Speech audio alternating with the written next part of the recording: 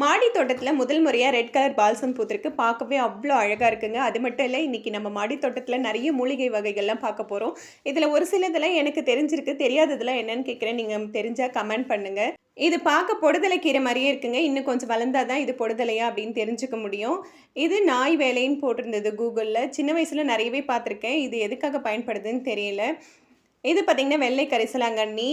இந்த செடியோட பேர் எனக்கு தெரியாது. ஆனால் மருத்துவ குணங்கள் பார்த்தீங்கன்னா, வயிற்றுப்போக்குக்கு இதை அரைச்சி மோரில் கொடுப்பாங்க. அது மட்டும் தெரியும். இது மாசி பத்திரி மாலைகள்லாம் வச்சு கட்டுவாங்க. நல்லா வாசனையாக இருக்கும்.